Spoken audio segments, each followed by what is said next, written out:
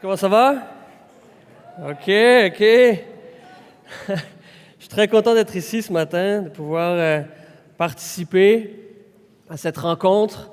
Et puis, comme a dit Phil, ça fait déjà quelques fois qu'on vient, mais la plupart d'entre vous, on ne se connaît pas encore beaucoup. Fait que je voulais vous donner un petit peu au moins d'arrière-plan, puis vous donner l'occasion de savoir un petit peu qui je suis.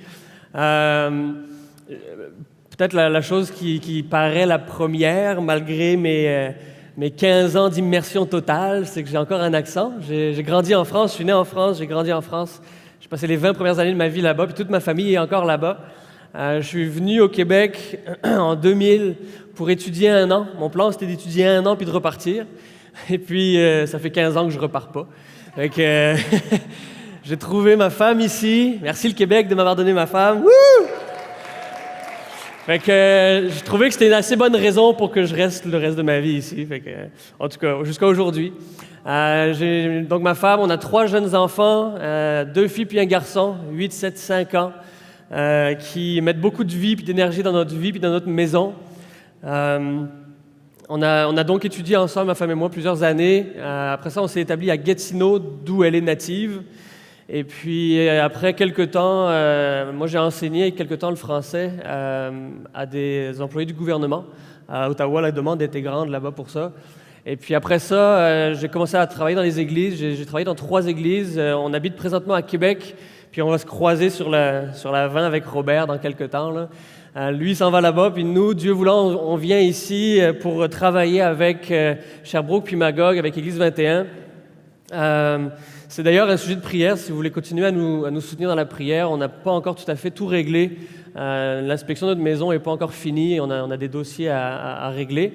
Et Dieu voulant, à la fin du mois, on va déménager dans la région ici pour pouvoir servir avec l'Église. On est vraiment, vraiment contents, privilégiés de pouvoir travailler avec ce projet qui est très excitant. Mon rôle à moi, plus particulièrement, va être de travailler avec les groupes Connexion, aider les leaders, les responsables des groupes à avancer, à progresser, leur donner un soutien dans leur travail qui est très, très important. Aussi dans l'accueil des nouveaux sur les 2 campus, à Sherbrooke et à Magog. Et puis après ça, je vais assumer aussi un travail de pasteur au campus de Magog plus particulièrement. Et puis, c'est ça les plans, c'est ça les projets. On a encore du chemin à faire, puis on a juste hâte de voir comment Dieu va ouvrir toutes ces portes-là. Et en dehors de cette courte, brève introduction, moi je suis très disponible, que ce soit après ou dans les prochaines semaines, dans les prochains mois. Vous pouvez toujours venir me voir puis discuter avec moi. Je vous dirai pas que j'ai pas le temps, si possible en tout cas. Je veux être disponible pour jaser avec le monde connecté puis faire partie vraiment de ce projet d'Église 21. Alors merci de m'accueillir, merci de nous permettre de se joindre au projet. On est vraiment, vraiment très contents d'être ici.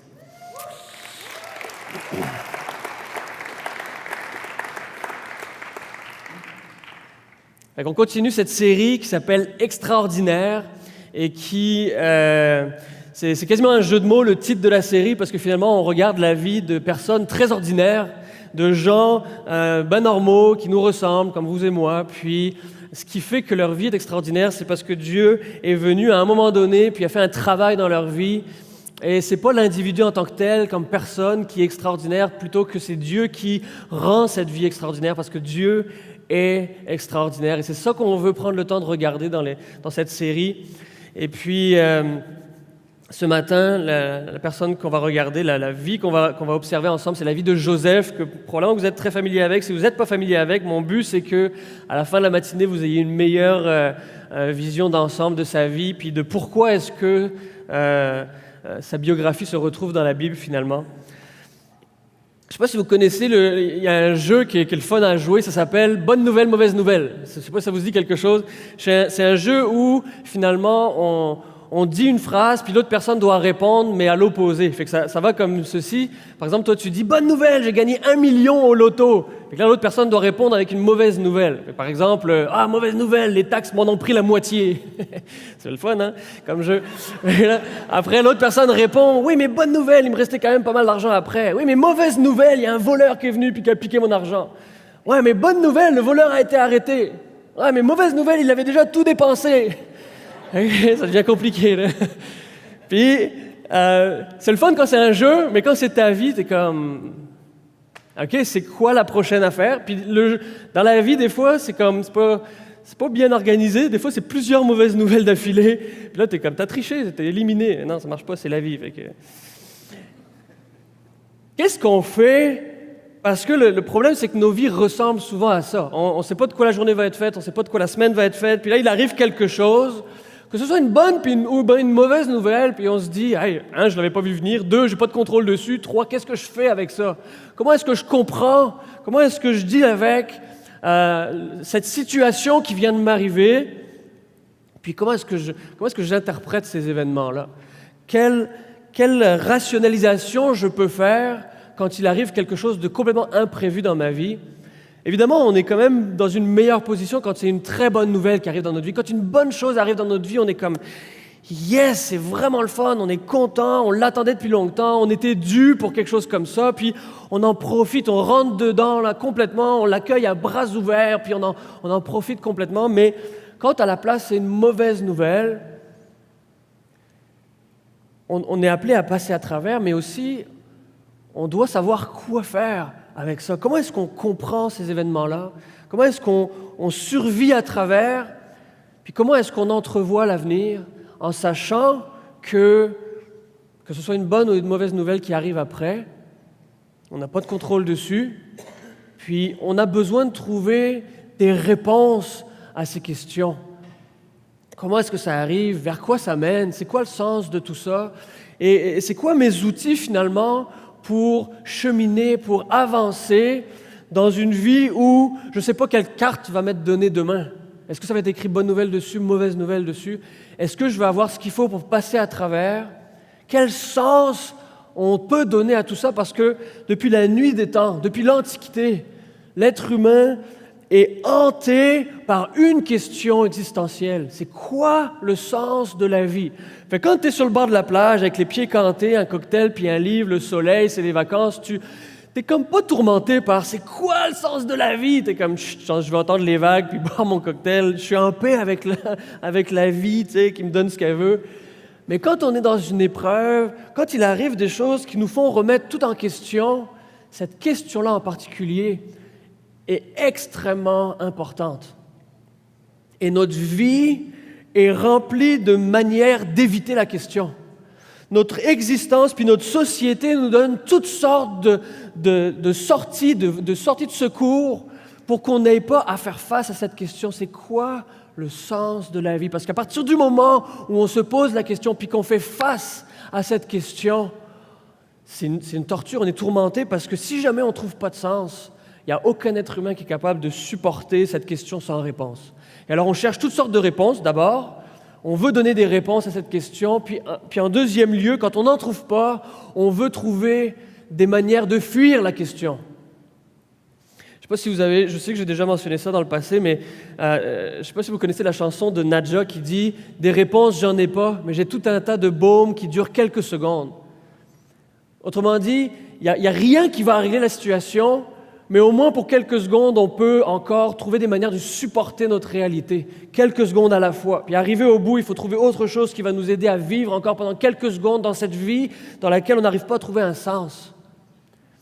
Puis cette fille-là, elle a beaucoup de talent, elle a une belle voix, elle a vraiment beaucoup de choses, mais je trouve la chanson déprimante, honnêtement. Je trouve que c'est déprimant parce que qui est satisfait par une solution qui sera déjà plus valable dans quelques secondes? Puis qu'après ça, il faut recommencer. Les gens qui vivent dans des difficultés de dépendance à la drogue, par exemple, il y a une certaine période de temps qui s'écoule, au moins plusieurs heures, des fois plusieurs jours, jusqu'à ce qu'il faille retrouver une autre solution pour atténuer la douleur, atténuer la souffrance, quelle que soit la situation. Mais quelques secondes, mon ami, c'est décourageant. Alors on s'achète une nouvelle télé, parce que là, ça va nous faire plaisir pendant un temps. Ou bien on va dans le sud bronzer un petit peu. Moi, je vais dans le sud, puis je brûle seulement, fait que j'y vais plus. On trouve quelque chose pour juste comme nous occuper, puis nous donner du plaisir, puis nous remplir le vide, puis de ne pas faire face à la question, parce que la question sans réponse, elle est insupportable. Est-ce que vraiment notre vie est juste une suite aléatoire d'événements sur lesquels on n'a pas de contrôle. Tu sais, quand tu ouvres ton ordi et que tu veux écouter de la musique, tu peux peser sur le bouton qui s'appelle Shuffle en anglais. Là. Shuffle. Fait que là, tu as comme une super belle tone que tu aimes beaucoup, puis juste après, tu as le truc le plus quétaine que tu n'assumes pas du tout, puis que tu veux pas que tes amis entendent que tu écoutes ça. Tu sais. Là, tu sais, Shuffle, c'est comme un bouton risqué. Tu fais ça tout seul, avec tes écouteurs, il n'y a pas de problème. Mais en public, dans ta liste, tu sais que tu as des tones vraiment quétaines. Là. Fait que tu fais pas ça sur le speaker dans la maison quand tu as des invités. Quand tu as des invités, tu sélectionnes une liste bien précise, là, tu sais. Mais est-ce que notre vie, c'est ça? Il y a quelqu'un qui est arrivé, en passant, il a pesé sur Shuffle, puis il est parti, puis comme, t'es pas pris avec ça, tu sais. Est-ce que c'est ça, notre vie? Est-ce qu'on est pris avec ce genre de système puis d'organisation? Puis qu'est-ce qu'on fait? Parce que demain, on ne sait pas ce qui nous arrive, puis que ce qui va nous arriver, on n'a pas de contrôle dessus, probablement. Qu'est-ce qu'on fait avec ça? Puis dans la vie de Joseph, quand on lit la vie de Joseph, c'est vraiment ça l'impression qui ressort. On va passer à travers rapidement tout à l'heure, mais c'est des montagnes russes de bonnes choses, de mauvaises choses, de très bonnes choses, de très mauvaises choses, puis ça continue comme ça. Puis on lit l'histoire, évidemment, c'est une histoire aux dimensions épiques, là, mais si on sort des spécificités, notre vie ressemble à ça. On a des bonnes nouvelles, des belles choses qui arrivent, puis des choses qui sont dramatiques. Puis on veut pas juste passer à travers en se disant, ben tant pis, tu sais, on va juste vivre, puis c'est comme ça. On veut savoir quoi faire avec. Dans le cas de Joseph, il faut remonter un tout petit peu en arrière pour mieux comprendre ce qui est en train de se tramer dans la vie de cet homme-là. Puis, il y a quelques semaines, j'ai parlé sur la vie d'Abraham. Puis ça commence avec Abraham. Abraham, c'est le grand-père de Joseph. Et puis, Dieu avait dit à Abraham, voilà ce qui va se passer. Et là, on peut regarder le passage. L'Éternel avait dit à Abraham, sache que tes descendants seront étrangers dans un pays qui ne sera pas à eux. Puis là, si vous vous rappelez, à l'époque, c'était une extrêmement mauvaise nouvelle parce que le pays dans lequel on est, la terre qu'on occupe, ça fait vraiment partie de l'identité. Là, ils seront dans un pays, non seulement dans un autre pays, mais qui ne sera même pas à eux. On les réduira en esclavage et on les opprimera pendant 400 ans. Cependant, la nation dont ils seront esclaves, c'est moi-même qui la jugerai et ils en sortiront ensuite avec de grandes richesses. Là, Abraham reçoit ce message-là. Puis Dieu avait fait une alliance avec Abraham. Il a dit, je vais te donner beaucoup de belles choses. Si vous vous rappelez, il a dit, je vais te bénir, mais pas juste toi, je vais bénir tout le monde à cause de toi. Puis ça va vraiment être quelque chose d'extraordinaire. Puis là, quelque part dans la chronologie, Dieu dit, il va y avoir juste 400 ans d'esclavage. 400 ans, là, c'est comme une dizaine de générations. Moi, je ne sais pas vous autres, mais moi, je ne connais pas 10 générations au-dessus de moi. Là. Mais 10 générations à peu près là, d'esclavage dans un pays étranger.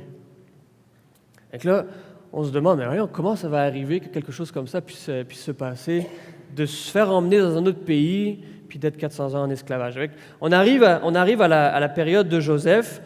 Abraham a eu un fils, Jacob, qui a eu 12 fils, qui vont devenir les 12 tribus d'Israël. Puis Joseph, c'est le chouchou, tu sais, c'est le préféré. Et il l'a eu tard, Jacob, fait qu'il ne pensait plus en avoir. Il a eu un enfant tard, puis c'est comme son préféré. C'est écrit dans la Bible, c'est pas moi qui interprète, là. C'était son chouchou en hébreu. Tu sais, c'est ça le mot en hébreu. Fait que Joseph, il est aimé. Là, tu sais, il est plus jeune, les grands frères, ils vont travailler dans les champs, puis là, Joseph, il est là. Même son père, il l'aime tellement qu'il lui a offert un manteau avec plein de couleurs, vraiment beau. Ils disent pas la marque dans le texte, là, mais apparemment, ça a provoqué la jalousie de ses grands frères. Les grands frères, ils voient le petit dernier. Si vous êtes un petit dernier, là, je vais faire une parenthèse. Maman, si tu écoutes le message, j'ai pas souffert trop dans mon enfance de ça. Moi, je suis le dernier dans ma famille. Puis mon grand frère, là, il en a passé des commentaires quand on était jeune. Ah, on le sait bien, le dernier, là, tu sais. Ah, et toi, tu l'as eu facile, tu sais. Mais dans mon cas, c'était pas vrai. J'ai souffert autant que les autres, vraiment, là. Mais Joseph, le texte dit qu'il était vraiment privilégié. Il était vraiment aimé d'une manière différente. Puis, on sait que c'est pas bien de privilégier des enfants, mais c'était le cas dans la situation de Joseph. C'était le préféré. Fait que là, déjà, ça part mal l'ambiance familiale, là, tu sais. Puis il en a beaucoup des grands frères, Joseph, en plus. Fait que là, un jour, Jacob dit à son fils Joseph, là, les frères sont dans les champs, va voir s'ils ont tout ce qu'il faut, amène-leur un peu de pain puis d'eau, etc. Puis là, les frères, ils sont irrités faut que je fasse une petite parenthèse parce que c'est là, à ça que ça mène. À un moment donné, Joseph, il fait des rêves. Puis, il ne reste pas avec juste ça dans son coin en disant « Bon, ça c'est mon rêve, je vais le garder pour moi. » Là, il va voir ses frères, il va voir sa famille, ses parents, puis il dit « Hey, j'ai fait un rêve, il faut que je vous raconte ça. » Il était vraiment excité. Fait que là, il dit dans le prochain passage « Écoutez donc le rêve que j'ai fait. Nous étions en train d'attacher des gerbes au milieu des champs, comme des bottes de paille, là, des bottes de foin. Et voici que ma gerbe s'est dressée et est même restée debout. Et vos gerbes l'ont alors entourée et se sont prosternés devant elle, devant ma gerbe. » Je ne sais pas quelle réaction il espérait, mais les frères, là, ils ont pogné les nerfs en bon québécois, là, tu sais. Ils ont dit, c'est quoi l'affaire? Le petit jeune qui se prend pour le roi, tu sais, qui se prend pour le meilleur. Fait qu'ils ont bien compris, tout le monde a bien compris le parallèle, il n'y a pas eu d'ambiguïté, là. Fait que c'est comme une image que Joseph se tient debout, le petit frère chouchou, vous vous rappelez du contexte, là. Puis les grands frères, des grands gars, des grands gaillards qui travaillent dans les champs toute la journée, là. Tout le monde se prosterne devant le petit Joseph, là, tu sais. C'est excitant, les gars, non? Et là, les grands frères sont comme, hey, toi, là, on va t'avoir dans pas long, tu sais. Fait que, on revient à mon intro de tout à l'heure. Un peu plus tard, les frères, là, c'est le genre rancunier, tu sais, ça bouillonne en dedans, puis ils n'ont pas oublié cette histoire de rêve, puis il y en a eu plusieurs, puis c'est tout le même thème, tu sais. C'est toute la même trame, avec, on change juste les personnages, mais c'est toute la même histoire. Fait que là, Joseph s'en va sur la demande de son père, aller voir ses frères, puis voir si tout va bien, il leur apporte du pain puis de l'eau. Les frères le voient arriver, on va au passage suivant. Les frères le voient arriver de loin, puis là il dit « Allons-y maintenant, tuons-le » Vous pouvez vous imaginer un petit peu l'amertume qui a mûri pendant des années, là. « Tuons-le et jetons-le dans une des citernes. Nous dirons qu'une bête féroce l'a dévoré, et nous verrons ce que deviendront ses rêves. » Oh, les gars sont pas contents. Nous verrons ce que deviendront ses rêves. Et il se passe pas exactement ça, parce que quand un des frères, Ruben, entend les plans de ses autres frères, il est comme « Non, on peut pas tuer notre frère quand même, là, ça n'a pas de sens. » là. Fait que lui, il s'est dit « Je vais le cacher dans une citerne, puis pendant que les frères, ils descendent un peu, là, ils décompressent, je vais juste comme le délivrer de leurs mains, puis m'organiser avec lui. Je veux pas qu'on tue notre frère quand même, là. » Fait que pendant qu'ils s'éloignent un peu, les frères, finalement, en bout de ligne, ce qui finit par arriver, c'est que ils le tuent pas, mais ils le vendent. Il y a une caravane qui passe, il y a un groupe de gens, d'étrangers qui passent, puis ils disent, plutôt que le tuer, on va juste le vendre à cette gang-là, puis ils vont l'emmener dans un autre pays, on n'entendra de toute façon plus jamais parler, fait que c'est ça qu'on voulait. Alors ils font ça, ils le vendent, puis le frère Joseph se fait emmener dans un pays étranger. Du point de vue de Joseph, c'est toute une démotion dans sa carrière. Là, c'était le petit jeune préféré, là, puis là, tout d'un coup, ses frères l'haïssent, puis il se fait emmener comme étranger. À l'époque, la manière de faire, mettons, là, c'était de tirer profit, puis de juste le vendre à quelqu'un qui voulait de la main-d'œuvre pas trop chère. Là. Fait que tu vends le petit jeune, tu te fais du cash, puis la question est terminée. Fait que Joseph, dans sa vie d'individu, il passe de le petit jeune, le petit chouchou de papa qui se fait soigner comme il faut, puis tout ça, il se fait vendre et emmener dans un pays étranger et il se fait vendre comme esclave. On n'a aucune idée de ce qui a pu se passer dans sa tête, mais c'est tout un revirement de situation pour lui. Il se fait vendre, le maître de la maison s'appelle Potiphar. Si vous cherchez des noms pour vos enfants, skippez celui-là. Parce qu'il ne va pas être le chouchou à l'école. Il se fait emmener à la maison de Potiphar, puis il devient l'esclave de Potiphar. Il est à son service, il travaille pour lui. Puis Joseph travaille bien, avec une bonne éthique. C'est quelqu'un de fidèle, de fiable. Puis Potiphar le voit bien. Puis Potiphar décide de lui faire confiance avec toute sa maison. Il lui dit, finalement, on voit un texte dans la parole qui dit, Potiphar va voir Joseph, il dit, écoute, je te fais confiance totalement, tu vas t'occuper de toutes les affaires de ma maison. Là, Potiphar, c'est un homme riche, là, il a des servants, il a un domaine, il a une business, puis là, il dit, Potiphar, il dit à Joseph, tout ce que je vais faire, moi, c'est que je vais rentrer chez nous, je vais m'asseoir, je vais manger, puis je m'occupe de rien d'autre. Tu vas t'occuper de tout ce qu'il y a à faire dans la maison. Je te donne la gestion totale de mon patrimoine, de ma vie, finalement. Ah, c'est un autre virement incroyable. Joseph, qui était sur le point de se faire tuer par ses frères, il se fait vendre en esclavage, on le met dans un pays étranger. Puis à l'époque, être étranger, c'était pas très glamour. T'es un étranger, t'es un moins que rien. Puis finalement, à cause de son travail, il se fait placer le chef de la maison.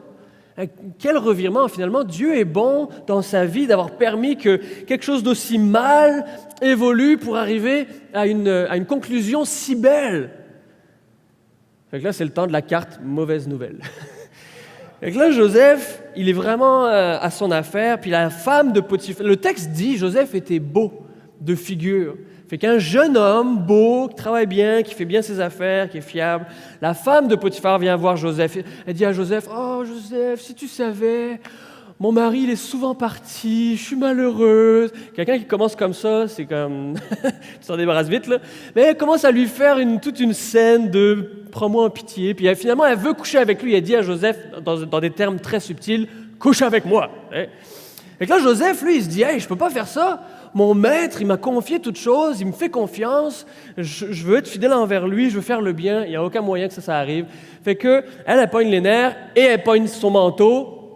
Fait que Joseph, il prend peur, puis il veut surtout pas se retrouver dans cette situation-là, il s'enfuit, puis elle garde son manteau dans les mains, fait qu'il s'enfuit dans son plus simple appareil, en tenue de naissance, puis il se retrouve tout seul.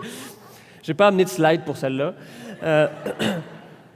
Puis la femme de Potiphar, elle est vite sur le piton, puis elle dit « Ah, au secours, il a essayé de me violer, puis regardez ce que l'esclave que tu as amené dans la maison a fait, ce qu'il a voulu faire, il a voulu me faire du mal. » Puis évidemment, c'est la parole de sa femme contre la parole d'un esclave, ça passe pas bien au tribunal, fait que il se retrouve encore envoyé en prison. La prison, à l'époque, il n'y avait pas de télé. C'était vraiment pas un endroit excitant, puis c'était vraiment misérable. Et le texte nous dit, Joseph se fait envoyer dans la prison, là où c'est la prison du pharaon, finalement, du chef de la place. Puis je vous ai pas dit avant ça, là, mais il est en Égypte. Petit ajout de dernière minute. Joseph est en Égypte, qui est donc le pays de Pharaon, qui est les États-Unis de l'époque, si on veut. Là. C'était comme le pays de prééminence dans le monde, en tout cas dans toute cette région du monde. Puis Joseph, quand il se fait envoyer en prison de la maison de Potiphar, il se fait envoyer dans la prison du Pharaon. Ça ne veut pas dire que tu es mieux traité, mais c'est là qu'il se retrouve. La carte mauvaise nouvelle, elle fesse, là, elle est vraiment sévère. Là. Il est passé de très bien à très, très, très, très mal. Par la grâce de Dieu, il est retourné dans les bonnes grâces du gars chez qui il restait. Puis là, il est retourné à la case prison. Tu sais, au Monopoly, là, quand tu retombes dans la case prison, là, c'est comme, ah, encore, tu sais, ben lui, il est là. Puis plusieurs années, il se retrouve dans cette prison. Et puis, à ce point-ci dans l'histoire, on a une expression qui revient dans le texte à plusieurs reprises, et particulièrement qui revient dans le texte au moment où Joseph, justement, se fait servir la carte mauvaise nouvelle. Et cette phrase, c'est « L'Éternel fut avec Joseph ». Il se fait vendre en esclavage, l'Éternel était avec lui. Il se fait envoyer en prison pour quelque chose qu'il n'a pas fait. Il n'a pas commis le crime dont on l'accusait, en passant. Il se fait envoyer en prison, et le texte dit « Dieu était avec Joseph ». Je ne sais pas à quel point Joseph le ressentait à l'époque que Dieu était avec lui. Mais le texte nous dit, ça c'est comme une sorte d'insight que le narrateur nous donne à nous quand on lit l'histoire de Joseph. Ça dit que malgré la situation de Joseph, malgré l'épreuve qu'il vivait puis qu'il croupissait au fond de sa geôle, l'Éternel était avec Joseph.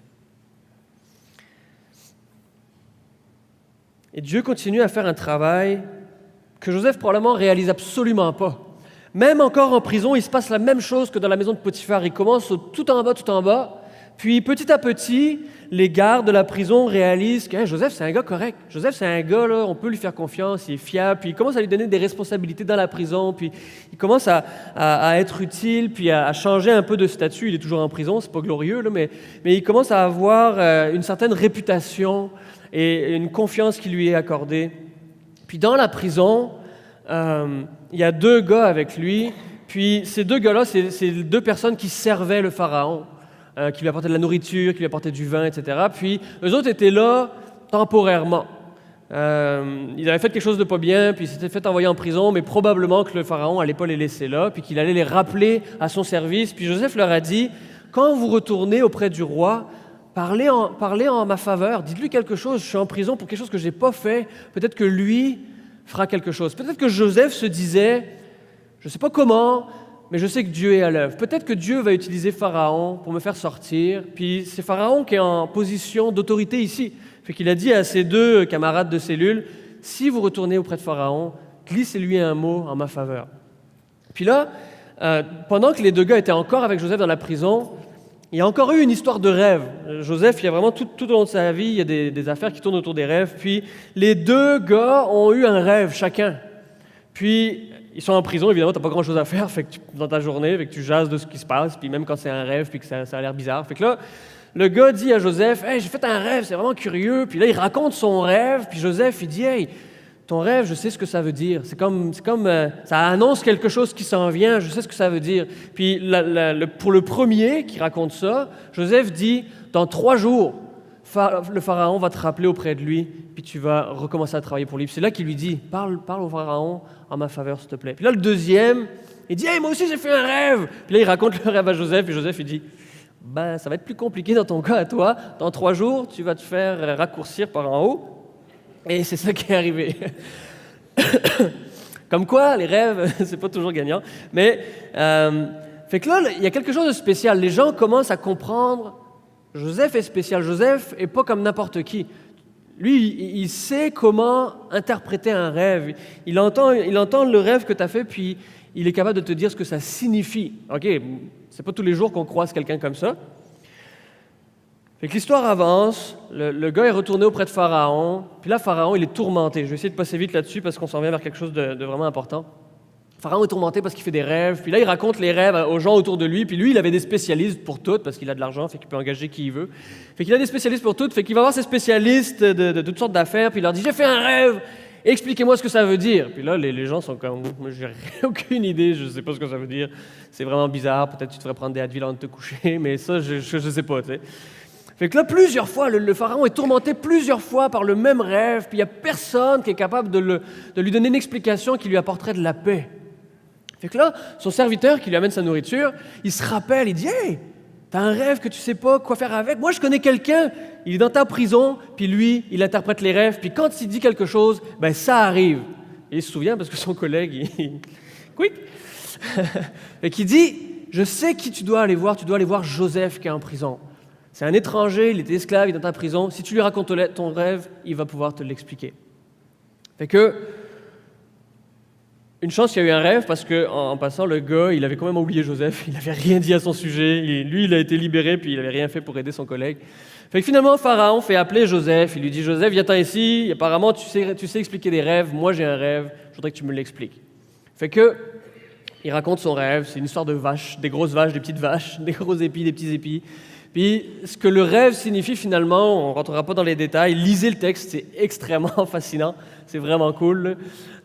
Finalement, ce que Joseph lui dit, c'est qu'il va y avoir 7 années d'abondance. Les récoltes vont être vraiment, vraiment abondantes pendant 7 ans, comme ça. 7 ans. Il va y avoir vraiment des grosses récoltes, mais ça va être suivi de 7 années de famine tellement intense, tellement sévère, que peu importe la grosseur des récoltes avant, là, ça ne fera plus aucune différence. On va juste être vraiment dans une situation extrêmement critique au niveau de la nourriture qu'on est capable de manger. Fait que ça, c'est le rêve de Pharaon. Fait que là, on peut aller au verset suivant. Pharaon réagit à ce que Joseph vient de lui raconter. Il dit « Ces paroles plurent au Pharaon et à tous ses serviteurs. » Et le Pharaon dit à ses serviteurs « Pourrions-nous trouver un homme tel que celui-ci qui a en lui l'Esprit de Dieu ?» Oh oui, ça c'est une carte bonne nouvelle qui est comme grosse de même, là. Lui, il passait de prisonnier à Pharaon dit « Je connais personne qui est comme lui. Je connais personne qui, comme lui, a l'Esprit de Dieu pour être capable de faire ce qu'il vient de faire, de dire ce qu'il vient de dire, puis de comprendre, d'avoir la sagesse d'interpréter un rêve comme ça. Et Joseph, il se passe dans sa vie la même chose qui s'est passé dans la maison de Potiphar. Il devient de rien du tout, il devient le chef. Pharaon a fait de lui le numéro 2 dans toute l'Égypte. Puis là, l'Égypte, là, c'est pas un petit coin de pays gros comme ça, là, c'est le centre du monde à l'époque. Joseph, à cause du travail de Dieu dans sa vie, devient plus ou moins celui qui gouverne le monde. Je ne sais pas comment lui a vécu puis passé à travers ces différentes étapes, ces revirements dans sa vie, d'une ampleur titanesque finalement. Mais le texte nous dit, Joseph a été fidèle à chaque instant, puis Dieu a été avec lui. L'Éternel fut avec Joseph. C'est ça l'expression qu'on retrouve dans la Bible. L'Éternel fut avec Joseph. Donc là, c'est facile de voir comment l'Éternel fut avec Joseph quand il se fait sortir de prison, quand il se fait donner des responsabilités, quand on l'honore, puis qu'on reconnaît ses aptitudes, puis sa valeur, puis qu'on lui confie des grandes responsabilités. C'est plus difficile de comprendre ou d'accepter que l'Éternel était aussi avec Joseph quand il s'est fait jeter en prison, quand il s'est fait accuser d'abuser une femme, quand il s'est fait accuser de faire du mal qu'il n'avait pas fait et qu'il se fait envoyer dans les bas-fonds de la société. L'Éternel était avec Joseph. Et là, on accélère un petit peu la chronologie, puis on arrive à ces fameuses 7 années de famine intense, extrêmement sévère, puis dans le pays, puis dans les pays alentours, il n'y a plus rien à manger. Les gens sont frappés durement par la famine, toutes les réserves sont épuisées, puis parce que Joseph avait avisé l'Égypte, puis qu'il avait mis en place un plan d'accumuler beaucoup plus que d'habitude et de garder des réserves, l'Égypte est capable de survivre à travers la famine qui dure 7 ans. Et là, les gens alentours commencent à entendre parler, il y a à manger en Égypte. Peut-être que si on allait en Égypte puis qu'on leur apportait de l'or ou des choses qu'on ne peut pas manger puis que ça ne nous sert à rien en ce moment, peut-être qu'ils pourraient nous donner à manger. Et devinez qui fait ça? Les grands frères. Jacob dit à ses fils, on n'a plus rien à manger, on va mourir de faim, allez en Égypte. Eux autres, ils ont à manger. Et puis, apportez de l'or, apportez des biens, puis demandez-leur qu'ils aient pitié de nous, puis qu'ils nous donnent de la farine, qu'ils nous donnent du blé, puis des choses à manger. Fait que les frères, ils n'ont aucune idée de ce qui s'en vient. Je ne sais pas vous autres, là, mais moi, je lis l'histoire de Joseph dans Genèse, là, puis les frères sont en chemin vers l'Égypte, puis je suis comme, ouais, ça va être vraiment cool, là, ça va vraiment être bon, toute une surprise qui les attend. T'sais. Fait que là, eux autres, ils n'ont aucune idée. Ils ont juste faim, ils ont de l'or, puis ils n'ont rien à manger. Fait qu'ils vont vers l'Égypte, puis ils se disent, j'espère que le Pharaon va être bien disposé envers nous. Parce qu'il n'y avait pas nécessairement de grandes relations diplomatiques entre les deux. Fait qu'ils sont vraiment à la merci de la bonne humeur de la personne qu'ils vont rencontrer. Pouvez-vous voir vers où ça s'en va, ça? Ils sont vraiment à la merci de la bonne humeur du gars. Tu sais, quand tu traverses les douanes aux États, puis que tu dis, j'espère qu'il est de bonne humeur. Moi, je n'étais pas Canadien que la dernière fois que j'ai passé, là, et j'espérais qu'il était de bonne humeur. Tu sais. Je me suis déjà fait virer de bord. Fait que t'espères que le gars, il a eu une bonne journée. Fait que les autres, ils cheminent vers l'Égypte, puis ils ont plusieurs jours, plusieurs semaines de voyage, puis tout le long, ils sont comme, j'espère que le gars, il va être gentil. Tu sais. Et que là, ils arrivent en Égypte, ils ont de l'or, ils ont faim, et Joseph les attend. Là, c'est le moment vraiment intense. Puis, au début, évidemment, il y a comme 20 ans qui se sont écoulés depuis qu'ils ont vendu Joseph en esclavage. Là, ils pensent qu'il est mort, ou qu'il est à l'autre bout du monde, ou qu'il est en train de galérer dans un ravin quelque part, tu sais.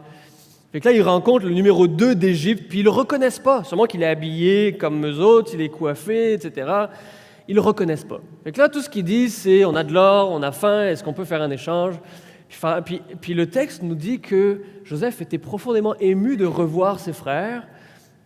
Et ce qui suit est vraiment incroyable. Okay? Le moment où les frères réalisent c'est Joseph! Puis les semaines d'espérance que le gars serait de bonne humeur, ça vient de rah! C'est fini, on n'a plus aucun espoir. Non seulement il ne va pas nous donner à manger, mais il va probablement nous tuer, tout simplement. On est fait, on est fini. On l'a traité avec autant de haine et de mépris, on l'a détesté. on l'a condamné à mort plus ou moins. Puis lui, il est rendu le chef, il est rendu comme le roi du monde, puis il peut faire ce qu'il veut. On est vraiment fait. C'est ça qu'ils disent plus ou moins, c'est une paraphrase. Là. Et que là, Joseph prend la parole. Je ne sais pas s'il a comme joué le jeu à avoir l'air sévère ou quelque chose, là, mais on regarde ce qu'il dit le prochain passage. Il dit « Maintenant, ne vous tourmentez pas et ne soyez pas fâchés contre vous-même de m'avoir vendu pour que je sois conduit ici, car c'est pour vous sauver la vie que Dieu m'a envoyé ici avant vous. » Prochaine chicane que vous avez avec quelqu'un, rappelez-vous la quantité de choses que Joseph vient de leur dire « Je vous pardonne ».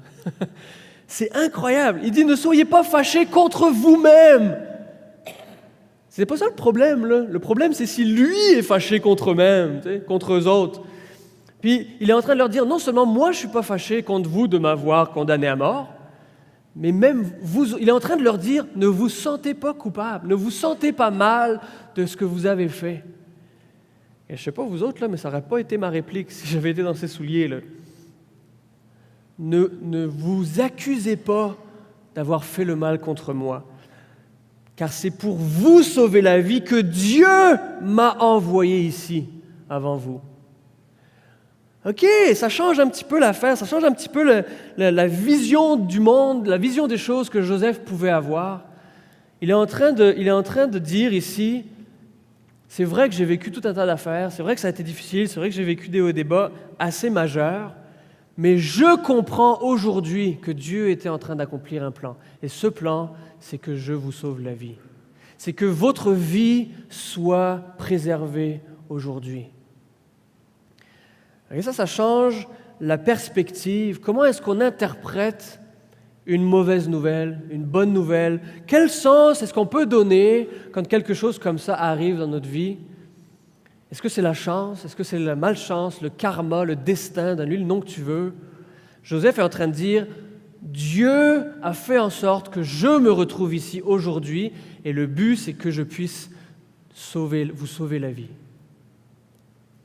Et à cause de cette interprétation des choses, Joseph est capable de leur dire « Je vous pardonne, vous pouvez vous pardonner aussi. » C'est vrai qu'ils ont fait le mal, les frères. On retient rien de ça. Là. Les frères ont vraiment fait le mal.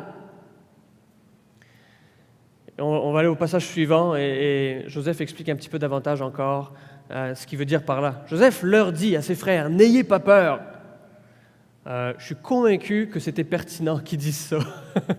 Probablement qu'ils tremblaient pas mal fort. Là. N'ayez pas peur. Joseph dit, suis-je en effet à la place de Dieu? Vous aviez projeté de me faire du mal. Dieu l'a changé en bien pour accomplir ce qui arrive aujourd'hui, pour sauver la vie à un peuple nombreux.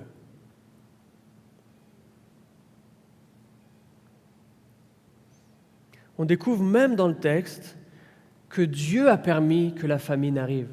Ce n'est pas comme si Dieu regarde la terre de loin, puis quand il arrive quelque chose, il dit « Oh, faut que j'ajuste mes plans. Une seconde, donnez-moi un instant, je vais vérifier comment est-ce qu'on peut arranger ça. Oui, ça, je peux le rattraper de même. » Puis... Non. Dieu, il ne se fait pas prendre au dépourvu. Dieu, il ne se contente pas d'observer ce qui se passe pour ajuster ses plans en conséquence.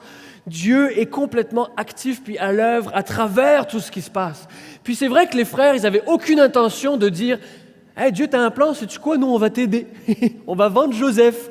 On est fin, hein? On va contribuer à ton plan. » Non. Eux autres, ils voulaient juste faire le mal. Et Dieu a utilisé leurs actions pour, à la place, faire le bien. Eux avaient comme intention de faire le mal. Dieu a changé ça pour le transformer en bien, pour donner la vie. Les frères avaient comme but d'ôter la vie de Joseph. Dieu a utilisé ça pour donner la vie, pas juste à Joseph, mais à tout le peuple d'Israël en fin de compte. Le plan de Dieu était d'utiliser ces événements-là pour donner la vie. Et ce n'était pas quelque chose d'imprévu, parce que vous vous rappelez du premier verset qu'on a vu, il l'avait annoncé à Abraham avant même que Jacob et tous ses fils soient nés. Il leur avait dit, voilà ce qui va arriver. Et c'est ce qui est arrivé.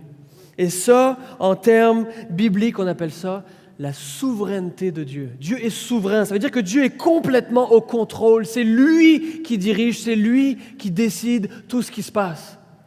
Quand Joseph est fidèle, Dieu l'utilise pour son plan. Quand les frères sont mauvais puis méchants, Dieu l'utilise pour son plan. Puis dans tous les revirements, puis les virages, puis les imprévus de cette histoire incroyable de la vie de Joseph, Dieu était en train d'accomplir son plan. Sans jamais, à aucun moment, perdre le contrôle de ce qui se passait. Sans jamais, à aucun moment, être pris au dépourvu par un revirement inattendu. À chaque instant de ces décennies qui se sont écoulées, Dieu est en train de faire ce qu'il a dit qu'il ferait.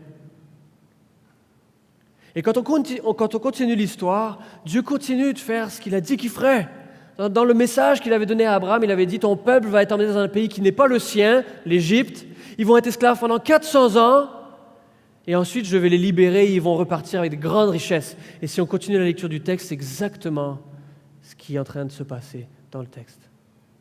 Tout au long de la vie de Joseph, Dieu était en train d'accomplir son plan. Et quand on lit dans le texte « L'Éternel fut avec Joseph », c'est pas juste une idée, une notion d'un petit réconfort. C'est que quand il est tout seul au fond de sa cellule le soir, il se dit « Ah, c'est vrai, Dieu est avec moi, fait que je suis pas tout seul là-dedans. » Puis non, c'est pas ça que ça veut dire. Ce que ça veut dire, c'est que Dieu est encore en train d'accomplir son plan, alors même qu'il est là où il est.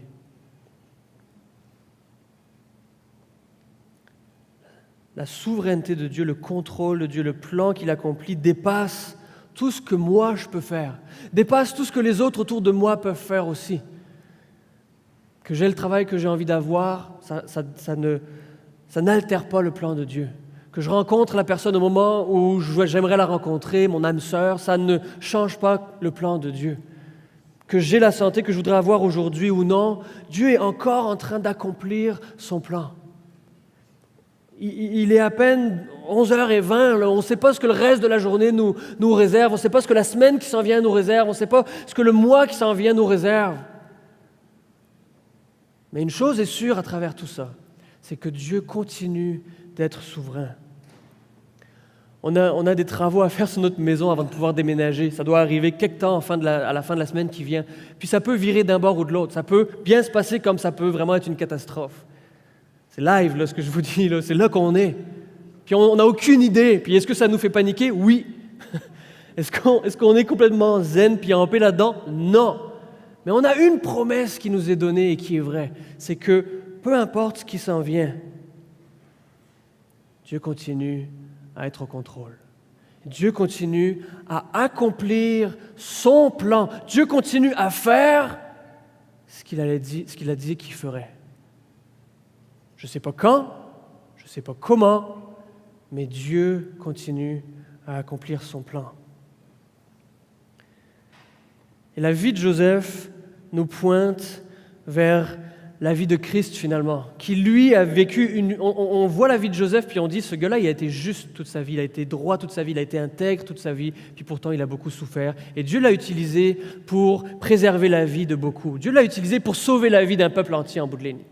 Mais Joseph nous pointe la direction vers Christ, qui lui a vécu une vie qui est parfaitement juste.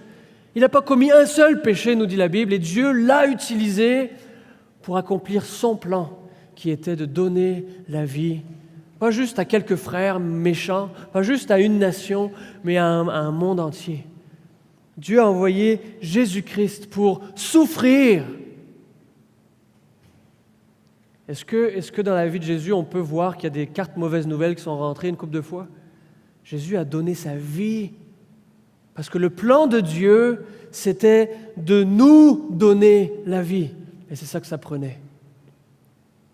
Et à cause de ça, on a la promesse que Dieu continue d'accomplir son plan en nous jusqu'à une résolution ultime. Vous savez, c'est quoi la bonne nouvelle dans cette histoire? C'est que oui, notre vie va nous donner des cartes bonnes nouvelles, des cartes mauvaises nouvelles. On va avoir des moments de grande joie puis des moments de grande tristesse. Mais vous savez, la promesse qui nous est donnée, c'est que le mot de la fin, c'est une très bonne nouvelle. C'est la bonne nouvelle. C'est l'Évangile qui nous dit que Dieu nous donne la vie en bout de ligne. La vie éternelle, la réconciliation avec Dieu. Et il n'y a rien qui va venir après ça. Il n'y a rien qui va venir changer cette bonne nouvelle-là et qui est valable dès aujourd'hui.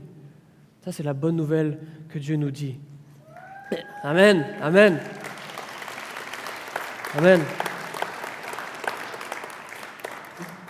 Dieu nous donne cette bonne nouvelle qu'aucune mauvaise nouvelle ne peut changer. Et c'est la perspective qu'on peut avoir quand, dans notre vie, il nous arrive toutes sortes d'affaires. On ne sait pas ce qui s'en vient, puis on n'a pas de contrôle dessus, mais on sait une chose, c'est que Dieu est avec nous. Vous savez cette phrase « L'Éternel fut avec Joseph » On peut s'approprier cette promesse pour nous-mêmes aujourd'hui. L'Éternel est avec moi de la même manière. Vous savez, dans la Bible, on retrouve souvent l'expression « le Dieu d'Abraham, le Dieu de Jacob, le Dieu de Joseph ».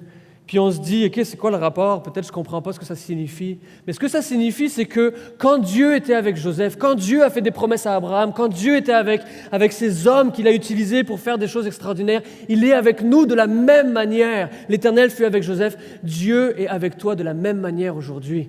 Il n'a pas changé. Il n'est pas moins un grand Dieu pour dans ta vie qu'il l'a été dans la vie de Joseph, qu'il a préservé à travers tous ces épisodes et qu'il a finalement utilisé pour faire quelque chose de grand. Et Dieu est avec nous de la même manière.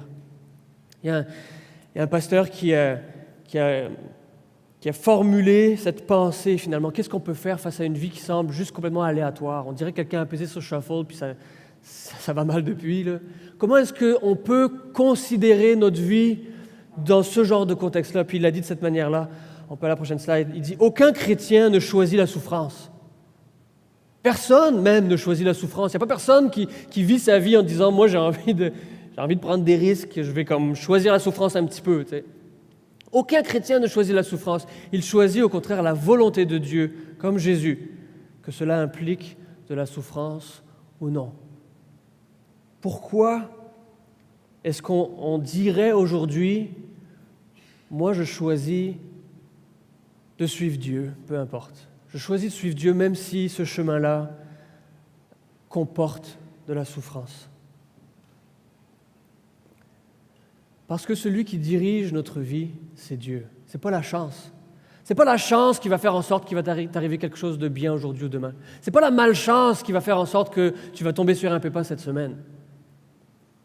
C'est Dieu qui dirige. Et Dieu a un plan pour notre vie. Dieu a un plan qui est déterminé, qui est défini par une vérité, que Dieu nous aime et qui veut notre bien, et que ce plan mène vers quelque chose. C'est vrai qu'il y a des obstacles dans le chemin, c'est vrai qu'il y a des épreuves extrêmement importantes puis extrêmement difficiles dans le chemin, mais ce plan mène vers quelque chose qui est défini par cette vérité que Dieu t'aime et qu'il a en réserve pour toi, en bout de ligne, et pour toujours une bonne nouvelle, la vie et la réconciliation avec lui.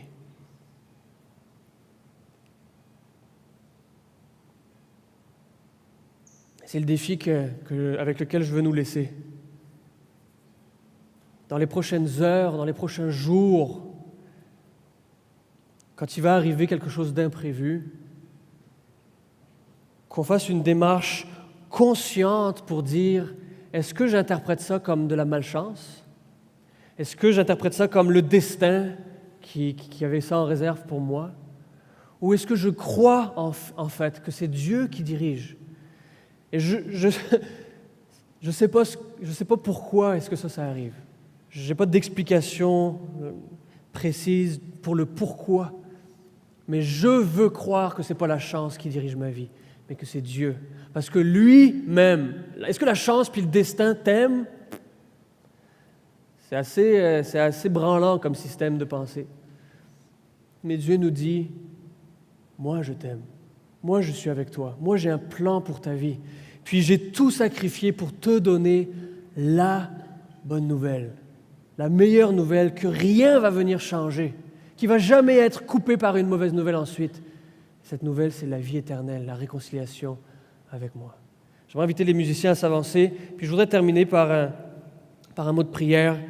On a besoin de se rappeler cette vérité parce que c'est tellement facile de se laisser croire que c'est la chance qui dirige. Quand quelque chose de mal arrive, c'est juste comme ça. C'est la vie, c'est le destin, c'est la malchance.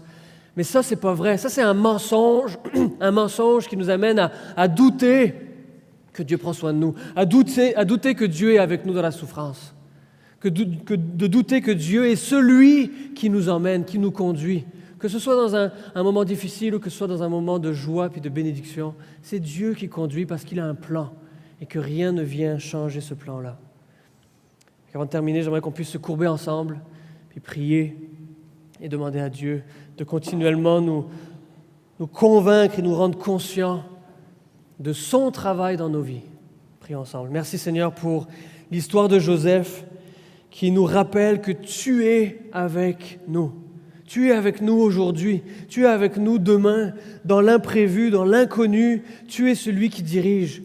Et aujourd'hui, on veut, avec foi, même si c'est épeurant, même si c'est inquiétant, on veut aujourd'hui dire « Je veux suivre ta volonté », que ce soit dans la souffrance ou que ce soit dans la bénédiction, que ça implique des épreuves ou que ça implique des bons moments. On veut te suivre, toi, on veut faire ta volonté, sans savoir ce qui nous attend. Parce qu'on a foi que tu diriges, on a foi que tu contrôles et on a foi surtout que tu nous aimes. On croit que tu nous aimes parce que c'est ce que tu nous as dit. On croit que tu vas accomplir ton plan. On croit que même si demain on vit une épreuve ou un imprévu, tu vas continuer à accomplir ton plan dans nos vies. Ton plan ici, à Sherbrooke, à Magog, au Québec, tu vas continuer à accomplir ce plan. Et ce plan mène à une victoire. Ce plan mène à une bonne nouvelle ultime. À une célébration qui va faire oublier toutes les épreuves qu'on a pu vivre pendant cette vie. À une fête qui va nous faire oublier toutes les difficultés qu'on a vécues. Ça, c'est la promesse que tu nous donnes.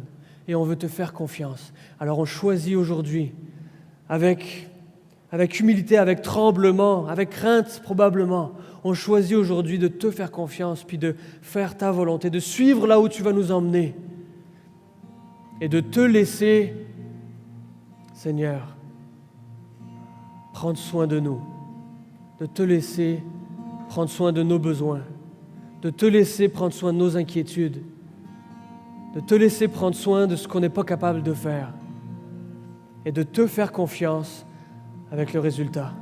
Merci pour cette promesse. Si ce que tu as annoncé à Abraham s'est accompli, on veut croire que les promesses que tu nous fais vont s'accomplir aussi. Et tu as promis que tu serais avec nous aujourd'hui, que tu serais avec nous demain, jusqu'à la fin, tu vas être avec nous toujours, jusqu'à cette bonne nouvelle ultime, victorieuse, dans laquelle on va dire « Seigneur, tu avais raison. Seigneur, ton plan était bon. » Alors on prend de l'avance, puis on te dit aujourd'hui, ton plan est bon, Seigneur. Ton plan est bon et on veut te faire confiance. Amen.